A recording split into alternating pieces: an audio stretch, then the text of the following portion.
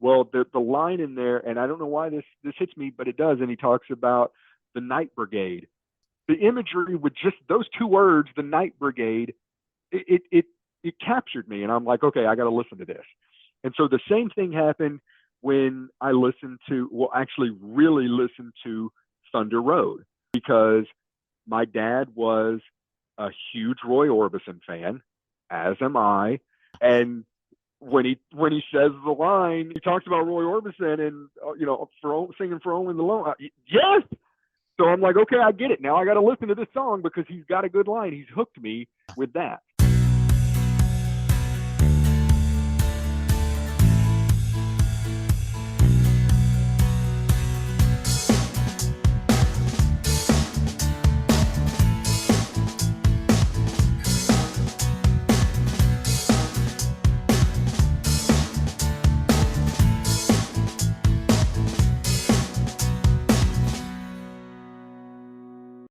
Hello, everyone, and welcome to a new episode of Set Lusting Bruce, your podcast all about Bruce Springsteen, his music, and mostly his fans. I am your host, Jesse Jackson. Joining me is one of my local buddies. We hang out not as much as I wish we could, but we do enough. David, welcome. How you doing? I'm doing all right. Thanks for having me on. I look forward to having a good discussion tonight. Yeah. So, David has been on the How Many podcast. He and I have gotten together at social events. We're both big ticket fans, and so connector all and this. We've done a Ted Lasso podcast. And we did talk. do our Ted Lasso Ted podcast. Lasso podcast. Yeah, I am yes. really ready for season 3. Have you heard any news on when we're gonna go? No, I still haven't. Yeah. Ready to start talking with you and Tom again, but yeah, no, I have not. I really am. So anyway, we're gonna talk Bruce Springsteen, and I'll set it up, and then we're gonna go backwards for a minute. But David sent me a tweet and said, just Bruce is one of the blind spots in my pop culture music knowledge. And so for fun, why don't you throw together a playlist? I'll listen to it, and then I'll see what I can do. And I said, well, because I'm a podcast slut, only if you'll be on the podcast, because why should we just listen to music for no other reason? That's right. And David was nice enough to do that. So that's what's coming. But to start out with, where'd you grow up and what kind of music did you listen to, Dave? I grew up in the country, basically. My little hometown of Kearns, Texas is 1,200 people, 1,300 people. And my dad was a radio DJ, country music DJ for more than 20 years. And wow. So I grew up in the country vein, but my brother is 6 years older than me and was a rock and roll fan. So I was born in 76. So about the time when I really started having my own musical knowledge, I'm influenced by my dad, who loves country music, and my brother, who loves rock. And so I kind of go all over the place with my own musical tastes. But probably starting in about 1998 or so, I found that genre of music that maybe these days would be called Americana, but at the time really didn't have a label and was OKOM, or Our Kind of Music, or Texas music, things like that. And so that's kind of where I've been for the last 24 plus years or so. And one of the, as you mentioned, that blind spot, one of the things that a lot of people in this industry or in this genre that I like are huge fans of Bruce Springsteen. And for whatever reason, growing up, it never clicked with me. And you'll hear a lot of guys in this business who will do a cover of Atlantic City or Rosalita or something like that. And for whatever reason, it just never clicked with me. And so, as you mentioned, I reached out to you and said, I obviously know you're a big fan, have this podcast, etc. And I was like, I really want to experience that. And I think the thing that I sent to you was there is a guy in this industry. His name is Scott Miller. Scott Miller in the Commonwealth. He used to front a band called the V-Roys, which was on Steve Earle's label for a while, and they were also the house band for the Jeff Foxworthy Show, if any of your listeners ever listened to that. And he wrote a song one time called Citation.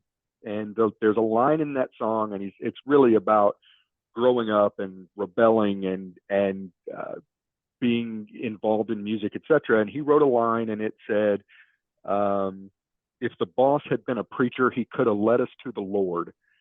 And when I heard, I mean, I'm a sucker for a good lyric. And when I heard that line, I was like, man, I wish I had that feeling. Like, I understand where he's coming from, and I recognize the brilliance and the stature that Springsteen has, but I never got that feeling about the music. And I wanted to feel that. So that's when I reached out to you and said, I know what's popular per se, Yeah.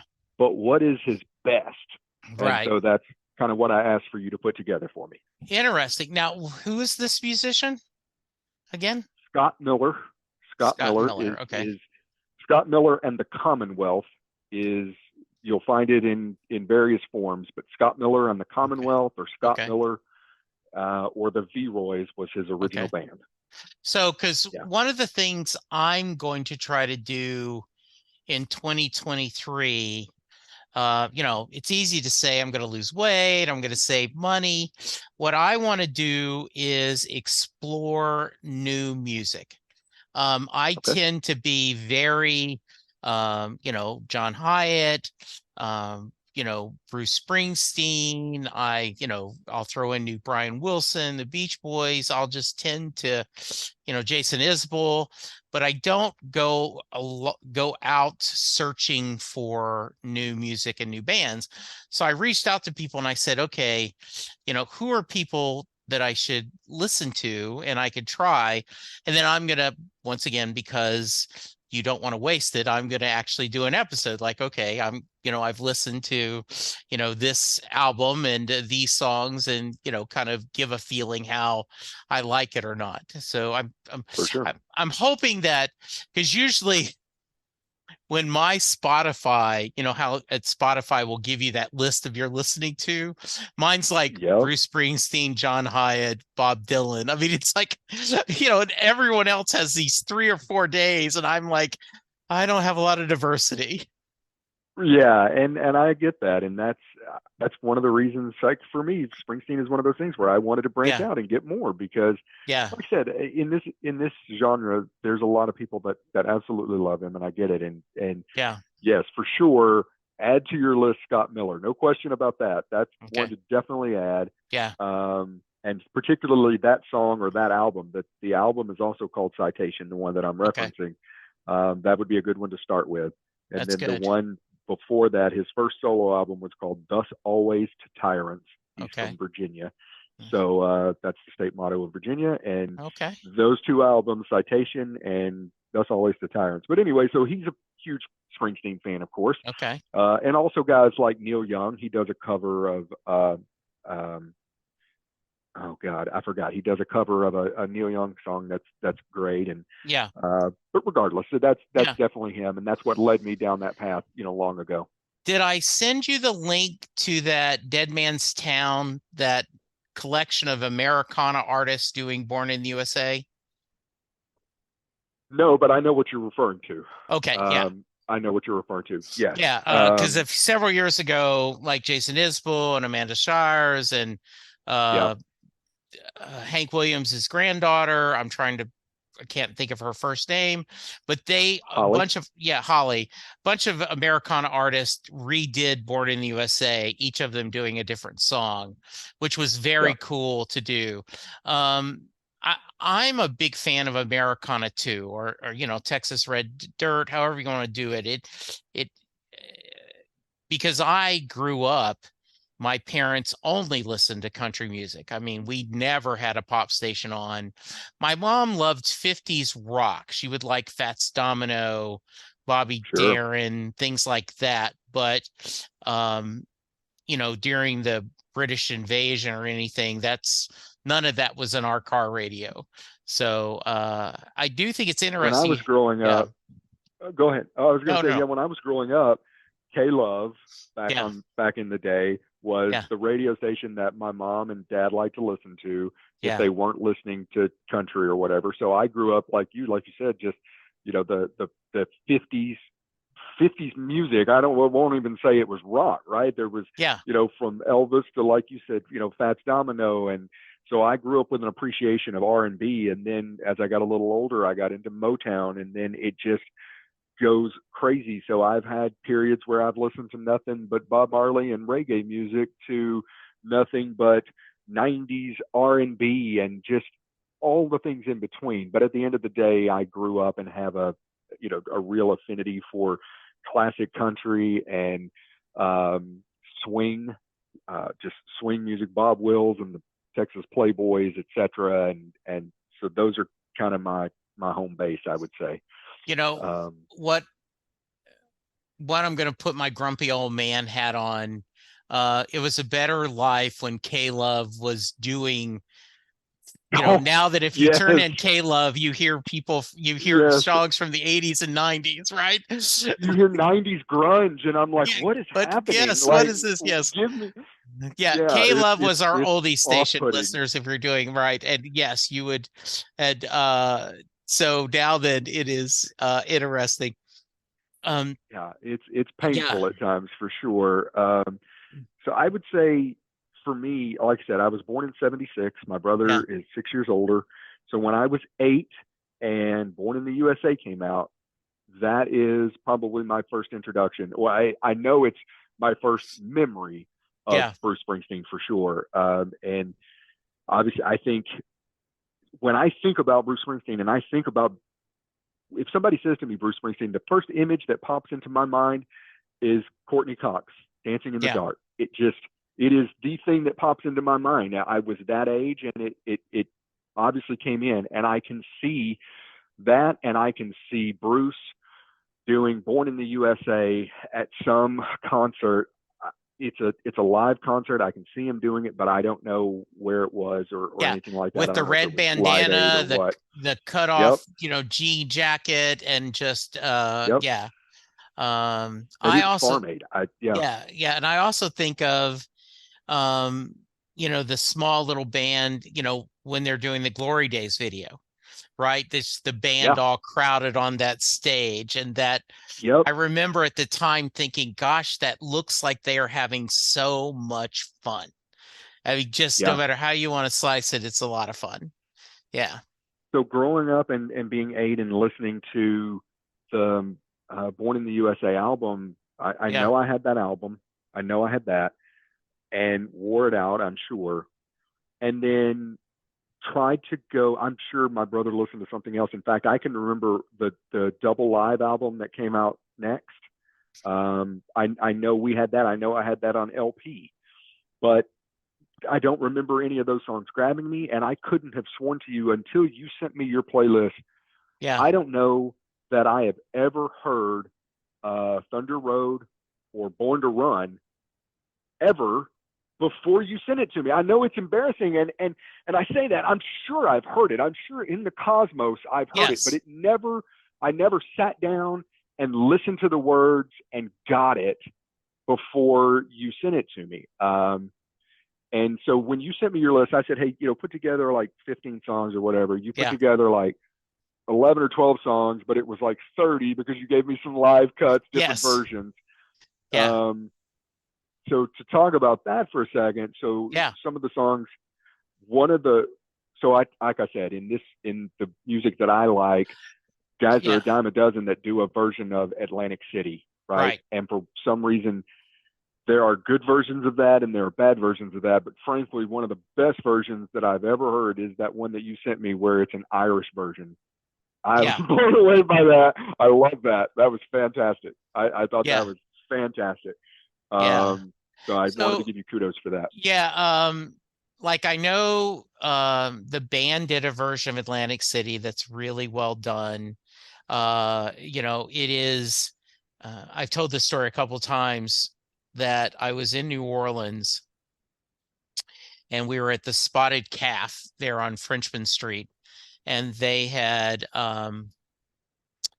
we had a they had a white guy playing piano, like and a actual old piano like you would find at church or a school, right? Not a grand piano, Yeah. just one of those stand-up pianos.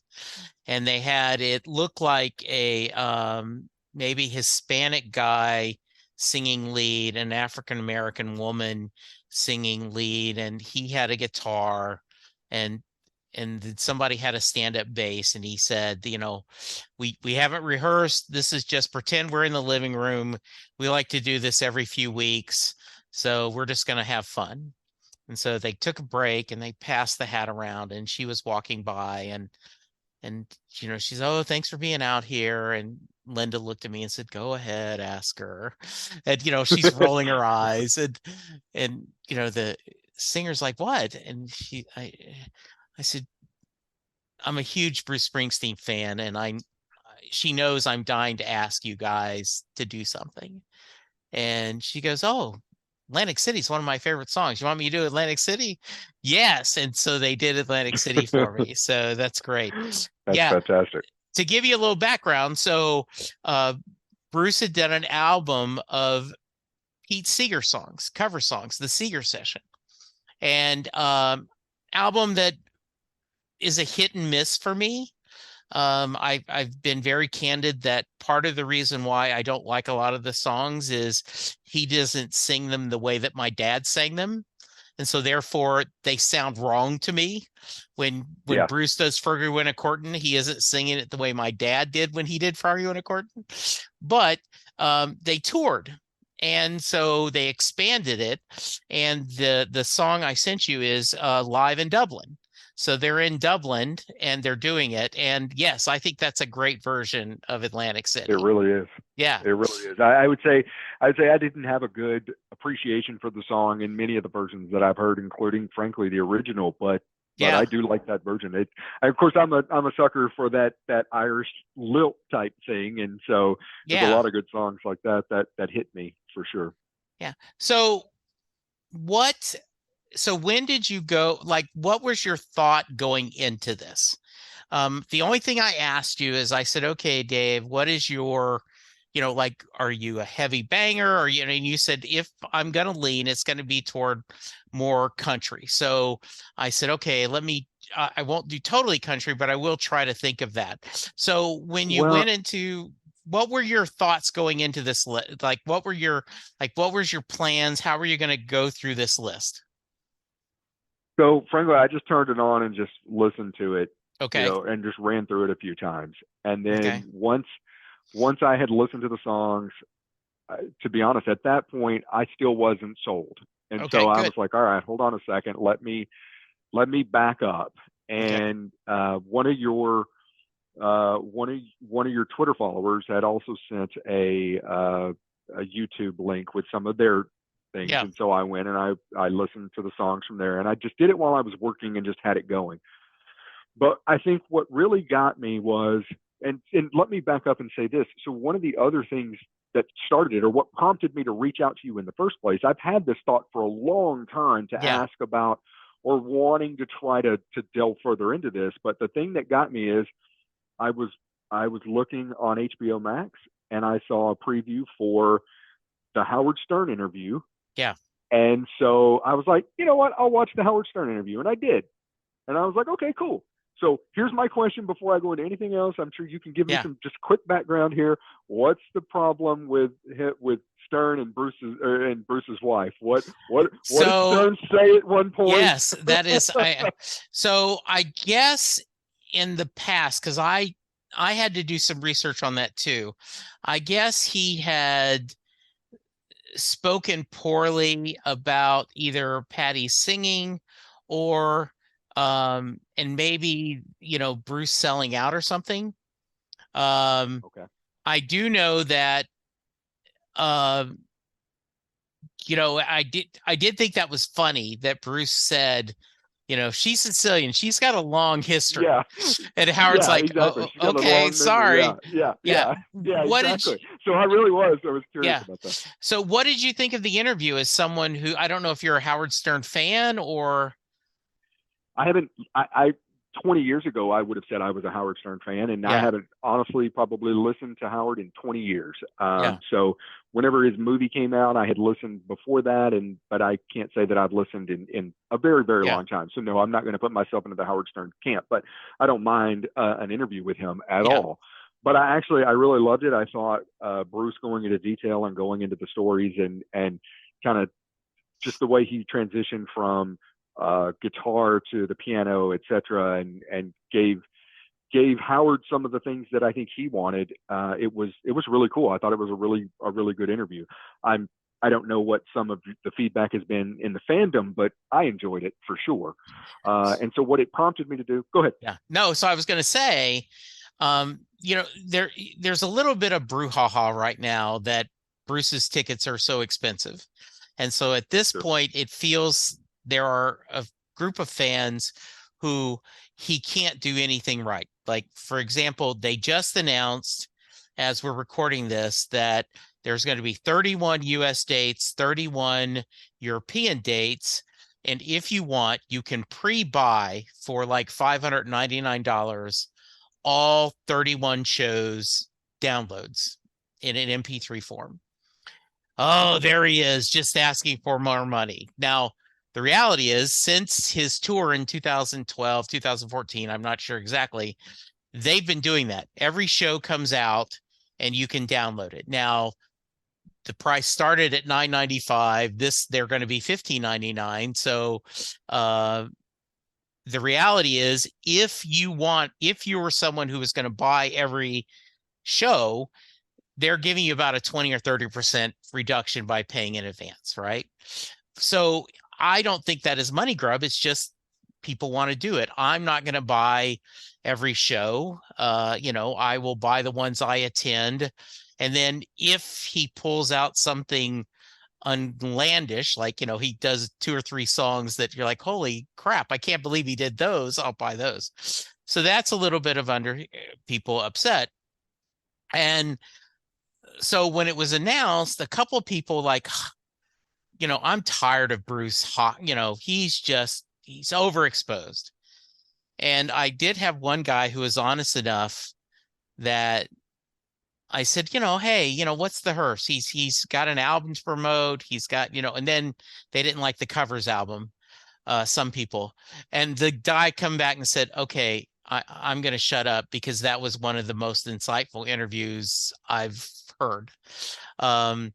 I do think, Howard talked a lot about the Broadway show, and I know people who like the show and don't like necessarily Bruce's music because the show is kind of good. So yeah, I Well, think go ahead. Well, I was going to say to that point, I know, correct me if I'm wrong, but you saw the show live, right? Yes, I did. The Yeah. Broadway show? Yeah. Okay. So, what it prompted me to do was to go look to see if it was available. I didn't even realize that it was available on Netflix. Yeah. I had no idea. And I thought I was going to have to go watch a camcorder or a cell phone video on YouTube, right? I didn't even know that it was on Netflix. And so I went and I watched it. So my question is, I'm going to assume you've watched it on Netflix. You've watched that show. What was your comparison between your live experience and that show? Was it incredibly similar, or were there some differences? What did you feel? So it was incredibly similar. They did not do anything outrageous when they filmed it. It was amazing when they're filming it, he goes off mic a couple of times, and he just talks. In person, that was incredibly powerful. There were a couple of things. I said, I do not like the blues version of Born in the USA. They have released a version of that. I just don't like it. I just don't care for it. And, but hearing him perform it right after he tells the story about not being drafted and going, I wonder who went in my place, is a very powerful moment. Well, he talks about meeting Ron Kovic and stuff, and that, like that whole thing. I agree. I don't know that I'm necessarily a fan of that version, but it seems really powerful, and I can see how if you were live, There's no question you're getting chills. There's no Yeah. question. And when so Land of Hope and Dreams is one of my favorite songs, and I made sure to include that on your playlist. And when so before I went to the show, the set list had leaked, and I wasn't there. You were certainly able, if you wanted um to not see the set list, but I wanted to see. And so I saw that he was doing Dancing in the Dark, and I was kind of, well, that's dumb. Why is he doing Dancing in the Dark? I understand in concert and he has people come up on stage and dance with him, but that seems like a wasted slot. So once again, you're there and he's talking about everything going on. And then when he says, you have to do like my mother, put on your dancing shoes, and he starts playing Dancing in the Dark. Yeah. And then when he goes straight into Land of Hope and Dreams, I go, okay, I should shut the F up. Because obviously I do not know what I'm doing. The more powerful moment, when I saw it the only time I saw it was fairly early in the run.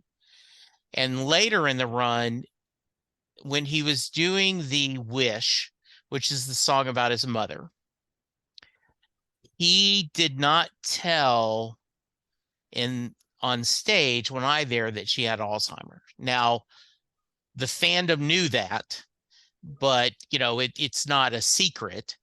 But seeing it live on Netflix, and he talks about that his mother and how she doesn't recognize him, but she hears music.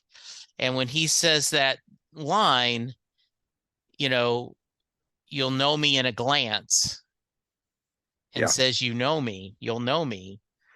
I'm like, wow. So yeah, I think it was what I thought was interesting. You've met my son, Chris. We watched it for Father's Day, and this was purely, okay, it's Father's Day. We got to do something for the old man. And he watched it and he said, how can he do that every day? He says, Yeah. I'm emotionally torn up watching it.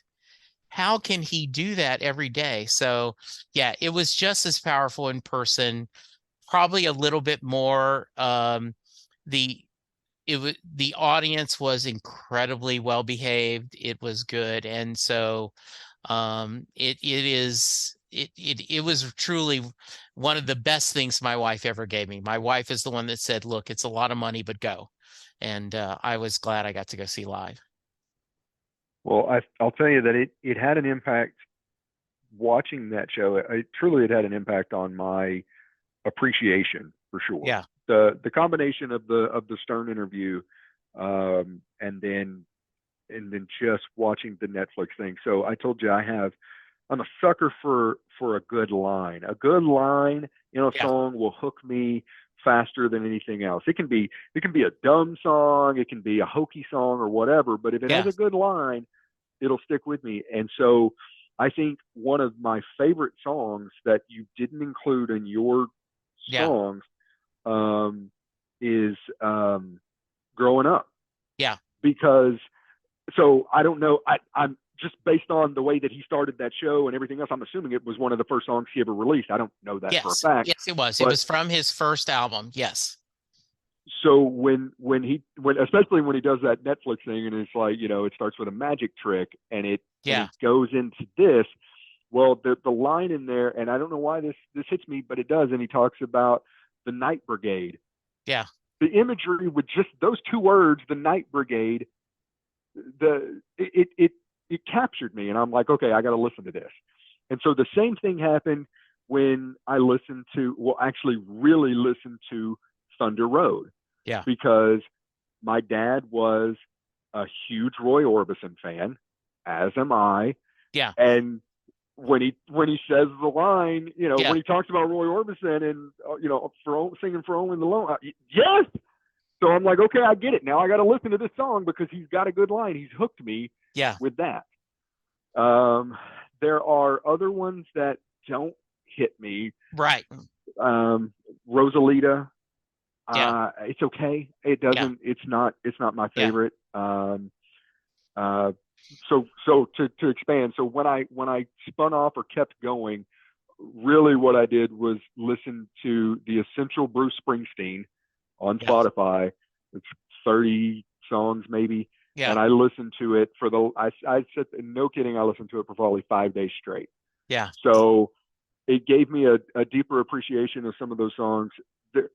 But I'll tell you this: growing up and like I said, listening in my first experience being Born in the USA, that album and that song, of Yeah. course. But I still think out of all of these, probably Thunder Road and Born to Run, maybe in my top five.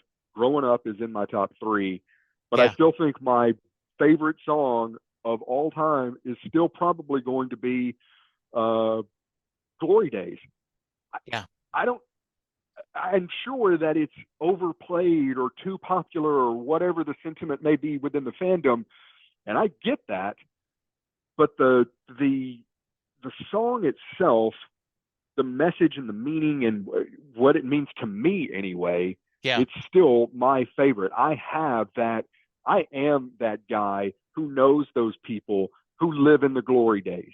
And Yes. so when I hear it, and I know those people. And Yeah. so that's probably still my favorite one. And Dancing in the Dark, like you said, it wouldn't have crossed my mind that that should be such a good song. But watching that Netflix special and then Yeah. how he talks about it and doing it, I'm like, okay, let me go ahead and listen to that one Yeah. again.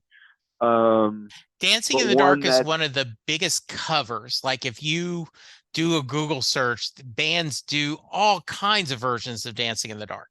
And there is one, a real fun one where a couple of guys did I Want to Dance with Somebody and Dancing in the Dark. They did a mashup of that, which is pretty funny. okay, Yeah. that sounds pretty interesting. Yeah.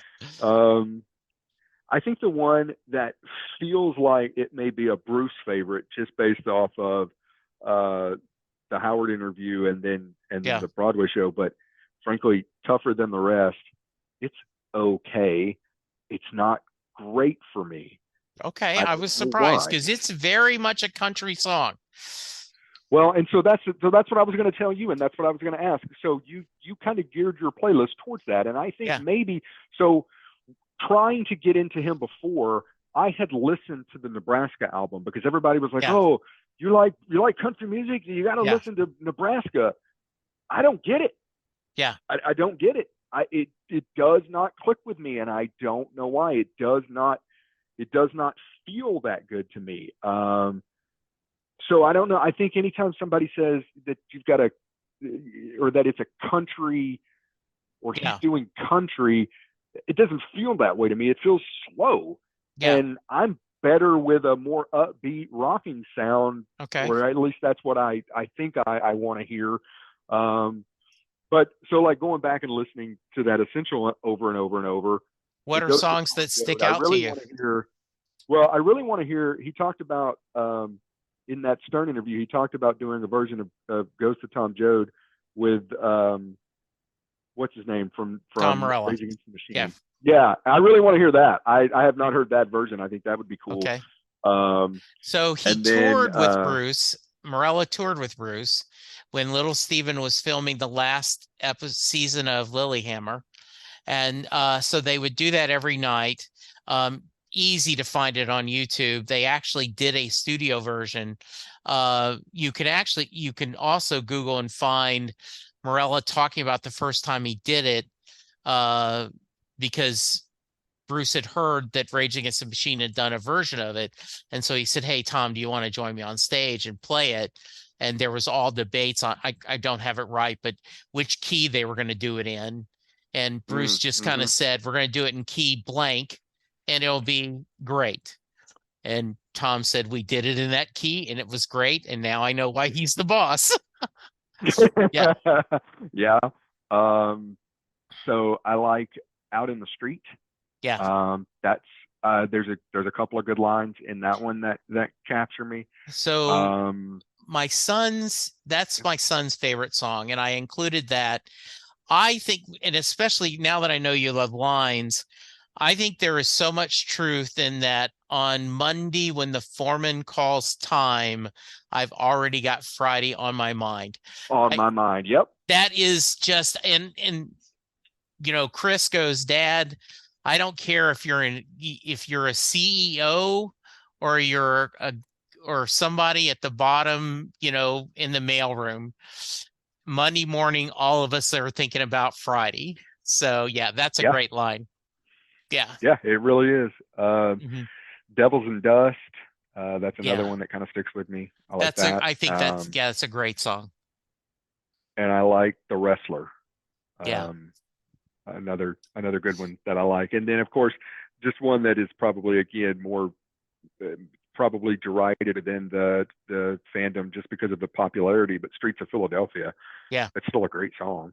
Um, so It it's really, just one of those ones that did it. um, I have a couple of Bella, who has been on the podcast multiple times, and that was the song that got her to love Bruce. She is lesbian, and she went, wait a minute, this guy's talking about the AIDS crisis. I need to check this out. And that's what led her down the path of hearing him discuss it. That's pretty cool. That's good. So once you started listening to Thunder Road and actually listening to it, um, give me your thoughts. Because So you for could me, make the argument that's one of his best. I mean, that's not saying duh, but yeah, for sure. Well, like I told you, if I had ever paid attention, if it was yeah, playing somewhere, I'll go to a Poor David's pub and they'll have a song playing, and yeah, maybe I won't recognize the song, but I'll right, be like, that's pretty good, or I'll just tune it out. I yeah, guarantee you, I've sat at Poor David's pub one night and that song is probably played, and I just didn't. It just dented right off my head, sure, right? It didn't go in. Um, but when I sat down to think about it, and when I started to start thinking about that and Born to Run and things, and I told you about that Scott Miller line, if the boss had been a preacher, he could have led us to the Lord. One of the things that I like to do, especially when I'm listening to older music, is I try to put myself back thinking about what would I have thought if I was living in that time and I was hearing it for the first time. Would hmm, it have been different? Would it have been altering? Would it have been life changing? Would it have been just another song on the radio? And you can't place that. It definitely would have stood out in a crowd with the horns, just everything. And I'm a sucker for horns, and I think there's no question that when I was growing up, when I went into fifth grade, of course I wanted to play saxophone. Of course I wanted to be the big man. Of course I wanted to just. he's smart, I mean, right? every solo or every time if I'm dancing around, I mean, it's air sax for sure. That's all I'm doing is air sax. And hell, it's one of the reasons that I love John Cafferty and the Beaver Brown Band, because I'm fine with a nice saxophone solo. So, but yeah, I mean, listening to Thunder Road and Born to Run and 10th Avenue Freeze Out, etc. Those are the ones that kind of stick with me. But yeah, Thunder Road. I mean, you can't mention Roy Orbison and not be okay in my book. So for Sure, sure, that was absolutely. a big one. You would ask me to figure out whether I thought Mary got into the Don't car. don't don't don't jump ahead. That's the end. All right, That's all my right, final question. What fair are enough. other just out of curiosity, are there, you mentioned a couple songs that didn't click for you. A couple other things that just for some reason didn't seem to work for you? For the most part, you know what? I'll tell you one that did. Yeah. Before I answer that, another one that again I don't. I think that I remember this one being released, but I couldn't swear to it. Um, not even necessarily released, but just hearing it on maybe an oldie station or something. But Hungry Heart. Yeah. I don't know why, but I love that song, and I've always loved that song, even before this. And I don't think that it clicked on me that Yeah. was him. But I Yeah. love that song, and so big fan of that.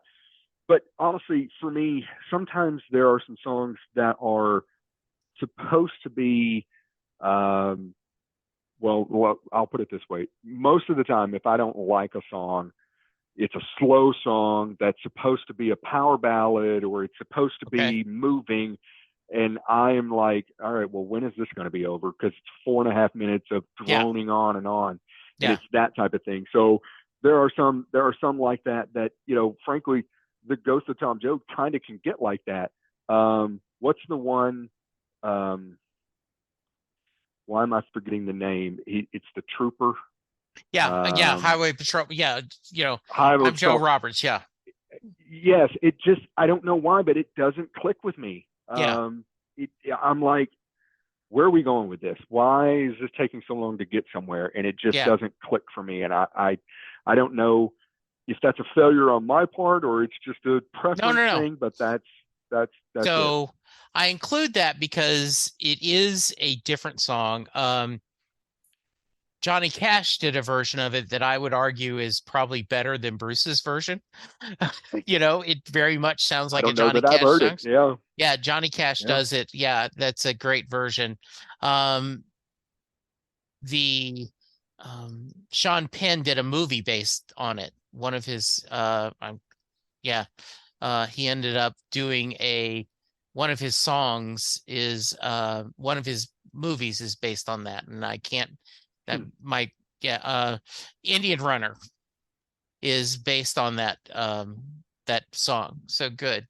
Okay. Um, so what's next? Are you gonna or do you think you may explore a little bit more? Have you listened to the covers Well, album that just came out? I did. I gave that a run through, and I'm a fan just because I like that music, right? And so if you've got a decent voice and you do a good cover, and I know the song and I can hear it, that's kind of how I judge a lot of people when Yeah, I've never heard them before. I can judge them on their own work, right? right. Obviously, it's what they've produced, but a lot of times I'll hear somebody and I won't know or I won't feel like I know whether they're a quote unquote good singer or good Yeah, performer until I hear them do a cover, particularly a cover of something that I know and like. And yeah, that one, there's some songs on there that I know, and I'm like, all right, cool, yeah, I like yeah. this. This isn't bad. He So seemed to be no, not having not down on fun that at doing all. it. He seemed to be just having fun with it, Well, right? I mean, he certainly seemed to have fun with that, and he certainly came across that way when he was talking with Stern, and so that's Yeah, he sold it to me there for sure. yeah, Um, he's coming up. What is it? February, yes. in Dallas, and I looked, and I may I may just buy a ticket. Day Okay. of, I may just try to roll down and go. Mostly because I don't know whether it is because I've never seen him or I'm a fan or maybe both. I don't know. I don't really have the answer to that, but I know Yeah, it's something that I feel like I need to do yeah, and wouldn't necessarily have a chance again. yeah. Tulsa tickets are very inexpensive. If you want to do a road trip, and you can check out the Dillon Museum and the Woody Guthrie Museum that are both in Tulsa. I've seen tickets go as little as $25 in Tulsa. Yeah, Really? yeah, yeah. They are. I mean, now I mean, they're upper levels, but so yeah, right. Just get in the door. That's what I'm, yeah, looking at if I go to yeah, Dallas is just yeah, to do that. But exactly. you Yeah, talk Tulsa, I'm watching Tulsa King, and I need to go to King's Ballroom. So I feel yeah, like all of these things are yeah. pulled right The in. other thing we want to do, we went this past summer, and we spent a long time in the Dillon Museum, and they had a small Springsteen exhibit in the Woody Guthrie Museum, and we got to spend time there. We didn't get to spend much time at the Guthrie Museum and the Black Wall Street there in Yeah. Tulsa has an exhibit. And so we're probably going to make a long weekend out of it. We got Chrislyn and I are all going to go to Tulsa and spend a couple of days and do stuff. So that's good.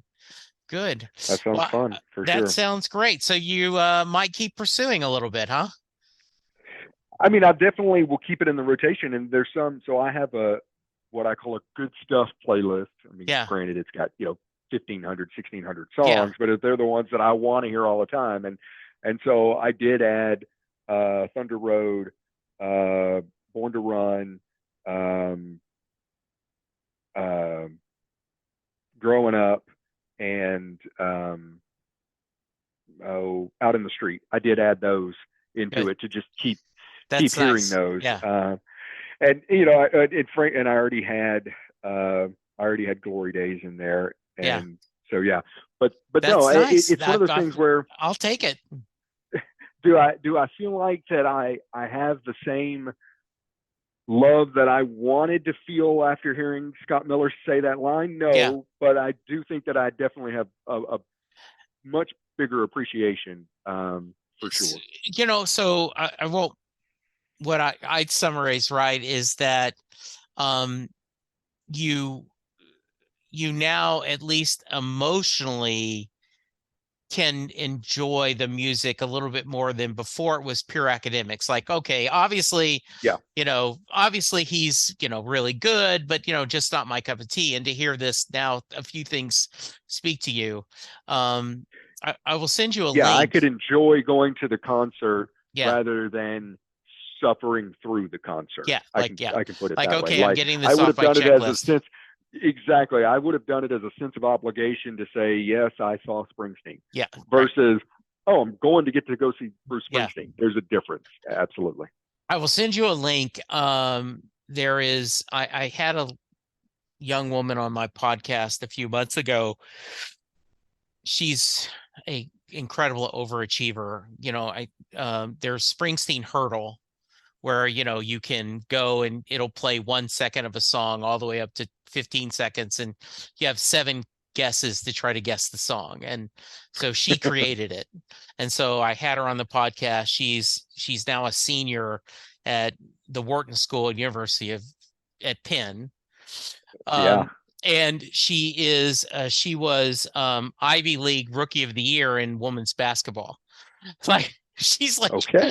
like, All okay, right. all right. So you're and so she's this amazing young woman, but she said that growing up was the song that spoke to her. And so for her Yeah. senior in high school, for her religious class, she had to do like a little 5-minute video, and I'll send you the link. She did one about, growing up in California and the idea of going to Pennsylvania as a freshman in college. It scares her, leaving everything. And it's all to growing up and talking about it. So Yeah. I'll send you that link.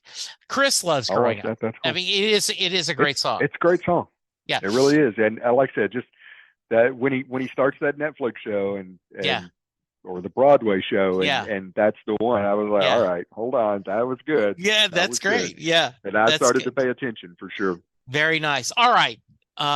Dave, this has been great. This has been, I would have been thrilled even if you went, it's not for me. I would have been happy, just because I loved visiting with you. But I am very happy that you heard some things you liked and enjoyed. So that's good. I do end every show with the Thunder Road question. So if you've never checked out the podcast before, because you're one of Miller Man's friends and you're going, okay, I guess I've got to listen now. Jay Armstrong was an honors English teacher in the Philadelphia area. He recently retired, but when he was teaching, he would take the song Thunder Road, break it apart, the lyrics, would send it to his class. They would discuss the themes, the different, the different lyrics, the rhymes, compare it to other American poets like Robert Frost. And at the end of the 2 days, he would ask the question, does Mary get in the car? So Dave, that is your question. Does Mary get in the car at the end of Thunder Road? I have changed my mind 3 different times. I think I love this. When I first heard it, and and paid attention to the words, and that was even before you asked me about it. Yeah. I was like, I'm listening to the line, the ride ain't free, and I was like, whoa, hold on a second here. What are we talking about? And I'm like, all right. And then I listened to it, and I listened to it again, and I'm like, all right, well, yeah. I mean, she's probably got into the car, and then you asked me to make sure that I address this, and I was like, yeah, she gets in the car, and then I would listen again, and I would be like, wait, no, she's not getting into the car with this guy. And now I do. I think I've landed on that. Yeah, she probably, if she's left all these other lovers in the dust, and yeah, she's probably willing to take a chance. Now, do I think that ends in divorce down the line? I sure do, but I think she gets in the car. I You are think she not gets in the car. you are not the first person that has said that yes, she gets in the car, but I'm not saying it works out. So that is great. Do you want to give us your social media handle? You can find me on Twitter at Blind Mellow. Okay. Very nice. Well, David, this was a treat. We're recording this a few days before Christmas, and thanks for taking time out of your busy family life. And I'm glad we could do this, and hopefully we'll get together and see each other sometime after the new year. And yes, Tom and I will be back once we do Ted Lasso. We've got to do that. I love it. Yeah, sounds great. All right, looking forward to it. Well, thanks for having me. Yeah, listeners, be safe, be kind, and we'll talk to you soon. Goodbye. Doing a podcast at times can be a one-way conversation, and I hate that. So please let me know what you like and don't like about the work I'm doing. You can reach the podcast via email at setlistingbruce@gmail.com. The show is on Twitter at setlistingbruce, and my personal Twitter is at jessejacksondfw. You can support the podcast by subscribing via your favorite podcast player and leaving us a review. The more reviews we have, the easier it is for people to find us. And please tell a friend about the podcast, especially if they love Bruce or music, because it will make a difference.